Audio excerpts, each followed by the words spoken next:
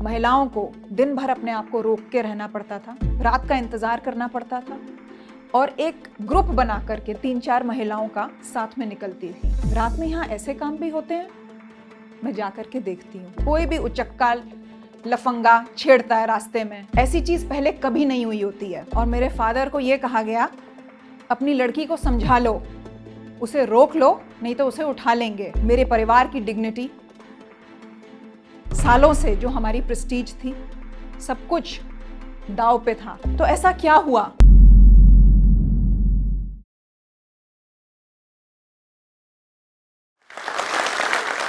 तो जब मेरा सस्पेंशन हुआ, ये 2013 की बात है, पूरा देश, पूरा समाज और विभिन्न प्रकार के संगठन एकजुट होकर के मेरे साथ खड़े हो गए। तो ऐसा क्या हुआ जिससे कि आपको सस्पेंड कर दिया गया रातों रात? मेरा नाम दुर्गा शक्ति नागपाल है। मैं एक आईएएस अधिकारी हूं और मैंने जीवन में जो एग्जाम दिए हैं, यूपीएससी का एग्जाम देने के बाद खास तौर से, वो मैं आपके साथ आज शेयर करूंगी।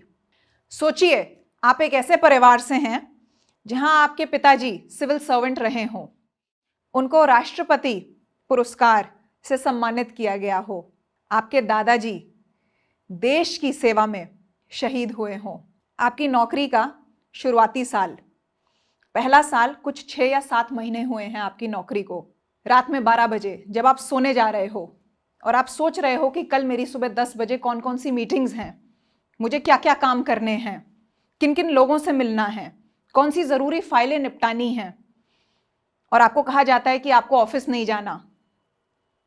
और क्यों? अभी तक तो आपने सब कुछ बहुत अच्छे से किया, अपना काम पूरी परफेक्शन से, जिसकी आपको सराहना मिली। फ्लैशबैक में चलते हैं थोड़ा सा, फिर आप सब खुद तय करिएगा कि जो मैंने किया वो सही था या नहीं। मैं एक दिन अपने ऑफिस में बैठी हुई थी, कुछ ही दिन हुए थे मुझे ज्वाइन किए हुए। कुछ गांव वाले आए और उन्होंने कहा कि रात में गुंडे आते हैं, जेसीबी, ट्रैक्टर, डंपर, ट्रॉली और कट्टे लेकर के आते हैं, हमारे खेतों के आसपास खनन करते हैं, अवैध खनन, बालू, देसी भाषा में मिट्टी को बालू कहा जाता है, जो कि कंस्ट्रक्शन एक्टिविटी में बहुत यूज़ होती है। उसको खोदते हैं, ट्रैक्टरों में, ट्रॉलियों में भर भर के उसको ले जाते हैं। उससे उनकी फसलों को बहुत नुकसान होता है। जो यमुना नदी बह रही है उसकी दिशा बदलती जा रही है, पानी उनके घरों तक पहुंच रहा है, बाढ़ का डर बना हुआ है। हमारी मदद करिए, हमें बचाइए। मैं सोचती हूँ कि ये इतना अच्छा शहर जो कि विकसित हो रहा है, रात में यहाँ ऐसे काम भी होते हैं। मैं जा कर के देखती हूँ और आप यकीन मानिए, जैसे शादी में शामियाने लगते हैं, लाइटें लगती हैं, वैसा माहौल देखने को मिलता है गांव में। हाई टेक तैयारी से खनन माफिया अपना काम कर रहे हैं। हम लोग प्लान बनाते हैं कि हम इनके अड्डों पे अटैक करेंगे, इनको अरेस्ट करेंगे, इनकी गाड़ियों को सीज करेंगे। लेकिन हम तो मुश्किल से 10 या 15 लोग होते हैं और ये लोग, इनके पास वेपन है, प्रोटेक्शन है, बड़ी बड़ी गाड़ियां हैं। मेरी तो सरकारी गाड़ी, मुझे याद है, 40 किलोमीटर की स्पीड पे चलती थी। हम उनके पीछे पीछे भागते थे तो वो सुर करके आगे निकल जाते थे। तो हमने सोचा ऐसे नहीं चलेगा, हमें और अच्छे से प्लानिंग करके जानी पड़ेगी। तो हम रात रात को अपनी रेड्स करनी शुरू करते हैं, फुल सीक्रेसी से। किसी को पता नहीं होता है कि हम कहाँ रेड करने वाले हैं। लास्ट मिनट पे मैं डिस्क्लोज करती हूँ। और 2 हफ्ते, शायद 2 हफ्ते भी नहीं, 10 या 12 दिन के अंदर 100 से ज़्यादा व्हीकल्स, जिसमें डंपर, ट्रॉली, ट्रैक्टर, सब तरह के वाहन शामिल हैं, छोटे से लेके बड़े, 100 से ज़्यादा व्हीकल्स हम पकड़ लेते हैं। लगभग 120 लोगों को अरेस्ट कर लेते हैं। इतनी कुछ एफआईआर्स भी दर्ज कर लेते हैं। और जो राजस्व है, ट्रेजरी जिसको बोलते हैं, उसमें हम 80 करोड़ रुपए की रॉयल्टी कमा करके सरकार को देते हैं। ऐसी चीज पहले कभी नहीं हुई होती है। तो एक तरफ जहां किसान इतने खुश होते हैं, मेरे ऑफिस आते हैं, मुझे याद है, अपने घर की गाय का बना हुआ घी लेकर आते हैं, कोई गाजर का हलवा लेकर के आता है, कोई अपनी खेत की सब्जी लाता है, तो कोई फल और फूल लेकर के आता है।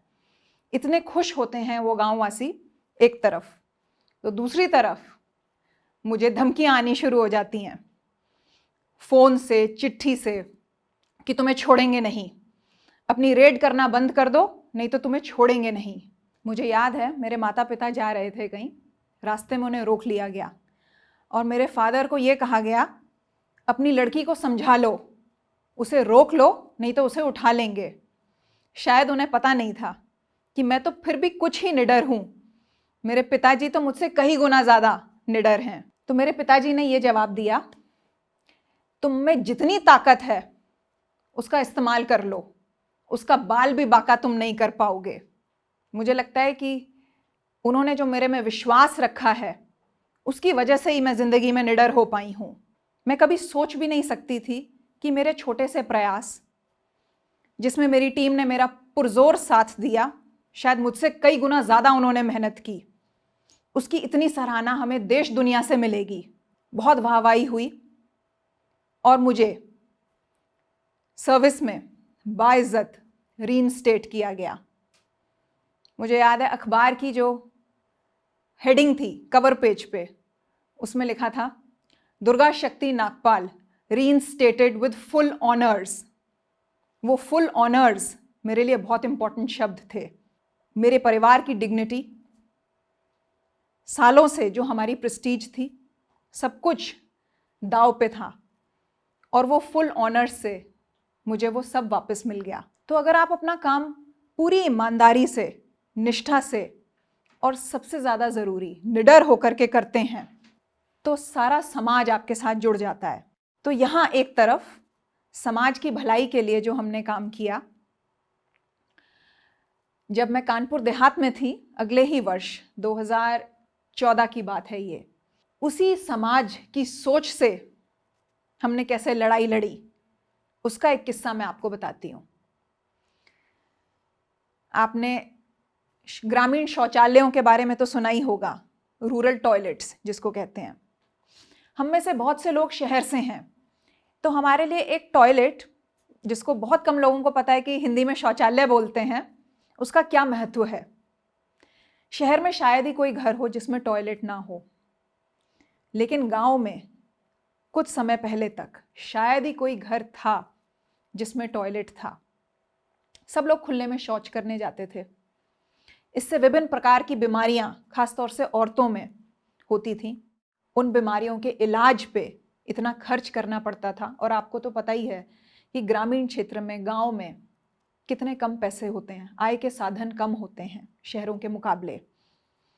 साथ के साथ जो ज़्यादा गंभीर दिक्कत थी, महिलाओं को दिन भर अपने आप को रोक के रहना पड़ता था, क्योंकि खुले में दिन में जब सूरज निकला हुआ है तो वो नहीं जा सकती। कोई भी उचक्का लफंगा छेड़ता है रास्ते में, या कोई भी हीनियस क्राइम, कोई भी भयानक अपराध उनके साथ हो सकता था और होता भी रहा है।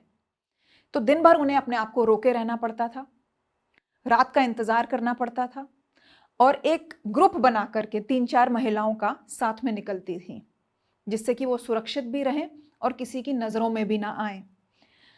लेकिन अपराध का डर तब भी बना रहता था और बीमारियों का तो बना ही रहता था। तो मैं कानपुर देहात में थी और मैंने देखा कि शौचालय तो बन रहे हैं, लेकिन खास बात यह थी कि उन शौचालयों पे ताले लगे हुए थे। तो मुझे बड़ा अचंभा हुआ। मैंने कहा जरा ताला खोलो, देखें क्या है, क्यों ताला लगा हुआ है। तो ताला खोल करके देखा तो उसमें राशन पानी का सामान रखा हुआ है, और जो टॉयलेट का जो स्ट्रक्चर होता है वो है ही नहीं। स्टोर रूम की तरह शौचालय को हम यूज़ कर रहे हैं गांव वाले। जब उनसे बात की कि ऐसा क्यों कर रहे हो, टॉयलेट को यूज़ क्यों नहीं करते, उसको स्टोर हाउस क्यों बना रखा है, आप यकीन मानिए गांव वालों ने क्या जवाब दिया। गांव वालों में एक धारणा रहती है कि अगर हम इन शौचालयों का इस्तेमाल करेंगे तो हमारे पीने का पानी प्रदूषित हो जाएगा। जो सेप्टिक टैंक का स्ट्रक्चर है वो इस प्रकार का है कि वो उसमें जो भी जाता है पदार्थ, गंदगी, वो हमारे पीने के पानी को प्रदूषित कर देती है। हालांकि ऐसा बिल्कुल भी नहीं है, लेकिन गांव वालों को ये बात कैसे समझाई जाए। मैंने सोचा कि उन लोगों को, ऐसे लोगों के माध्यम से मैसेज कन्वे होना चाहिए जिनको वो मानते हों, जिनका सम्मान करते हों।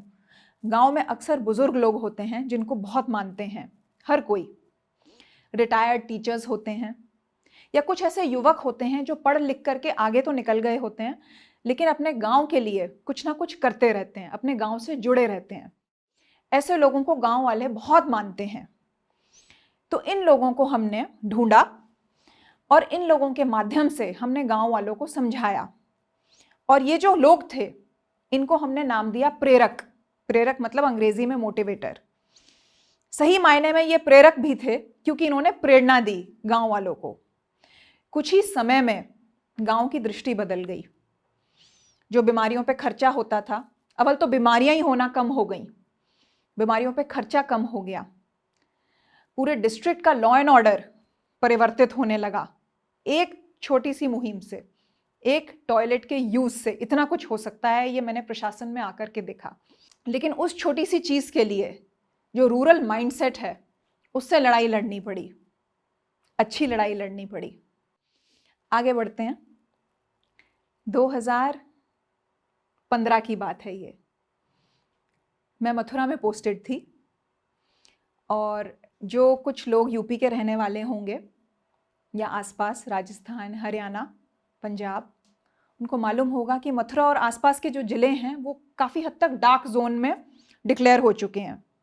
डार्क जोन का मतलब होता है कि जो ग्राउंड वाटर टेबल है वो इतना नीचे जा चुका है कि उसमें अब आप फर्दर पानी नहीं निकाल सकते, गुंजाइश ही नहीं है। तो ये सितंबर की बात होगी, जब बारिश का मौसम ख़त्म हो गया था लगभग, और जो मिट्टी थी उसमें नमी थी, फर्टिलिटी भी थी। तो हमें शासन से निर्देश आते थे वृक्षारोपण के। हर जिले के अलग अलग टारगेट होते थे। मथुरा का टारगेट था 5 लाख 7 दिन के अंदर। 7 दिन के अंदर 5 लाख पौधे लगाने थे। मैं पर्यावरण को लेकर के बहुत पैशनेट हूं और मथुरा की सिचुएशन को ध्यान में रखते हुए मुझे लगा 5 लाख का टारगेट बहुत कम है। मैंने सोचा 5 को 25 कर दिया जाए। तो जब मैंने अपनी टीम से कहा तो सबने मना कर दिया, कहते ये तो हो ही नहीं सकता। 7 दिन में 5 लाख लगाना ही इतना कठिन काम है, और अगर हम मान भी जाएं तो इतने पौध आएंगे कहां से, और अगर आ भी गए तो उनको रखेंगे कहां पर हम। मैंने सोचा वो सब हो जाएगा, पहले आप निर्णय ले लो कि हमें ये करना ही करना है। किसी चीज के लिए अगर आप इतना स्ट्रांगली फील करो तो कुछ भी संभव है। बल्कि मुझे ऐसा लगता है कि अगर आप जीवन में कोई निर्णय तय कर लो कि मुझे ये करना है, तो रास्ता अपने आप बनता जाता है। वो सिर्फ तय करने का अहम पॉइंट होता है लाइफ में। तो मेरी टीम को मैंने मनाया और वो मान गए। हमने पूरी प्लानिंग की, पौध का इंतजाम किया, कंटिन्यूअस सप्लाई उनकी बनी रहे, स्टोरेज की व्यवस्था की, गांव-गांव में, स्कूलों में, धर्मशालाओं में, कम्युनिटी सेंटर्स में। फिर पौधों को लगाने के बाद उनकी गुड़ाई, खाद, पानी, इस सब की व्यवस्था भी बहुत ज़रूरी थी। और हमने रैपिड फायर मोड में पौधारोपण करना शुरू किया। 7 दिन का समय था हमारे पास सिर्फ। एक बहुत इंटरेस्टिंग उसमें ट्विस्ट मैंने किया।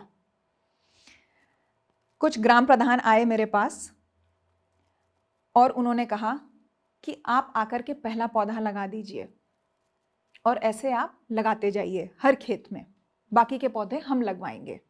उनका काम था लगवाने का। पौधों की व्यवस्था हो चुकी थी, लेबरर्स की व्यवस्था हो चुकी थी, खाद पानी की व्यवस्था हो चुकी थी। उन्होंने कहा आप पहला पौधा आकर के लगा देंगी तो एक पॉजिटिव मैसेज, शुभ संकेत चला जाएगा समाज में कि आईएएस अधिकारी आई हैं, पहला पौधा उन्होंने लगाया है, उससे एक अच्छी भावना पैदा होगी। मैंने सोचा और मैंने कहा कि पहले के बजाय अगर मैं आखिरी पौधा लगाने आ जाऊं तो कैसा रहेगा। सुन करके थोड़ा चुप हो गए 1-2 मिनट के लिए, उनको नहीं अच्छा लगा ये मेरा प्रस्ताव। फिर मान गए, कहते ठीक है।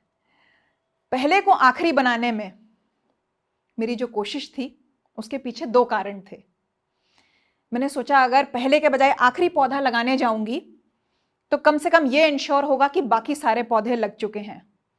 मेरे पहुंचने से पहले मेरी टीम उनकी जाके काउंटिंग भी कर लेगी, डबल वेरिफिकेशन हो जाएगा।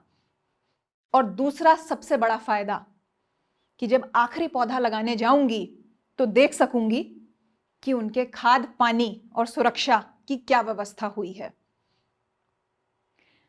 ज़्यादातर जितने भी पौधारोपण के कैंपेन्स होते हैं, जो पौधों का सर्वाइवल रेट होता है वो होता है 40 से 45% के बीच में। आप कितनी भी कोशिश कर लें, एक पौधे की लाइफ बड़ी कम होती है अगर उसको प्रोटेक्शन ना मिले तो, छोटे बच्चे की तरह।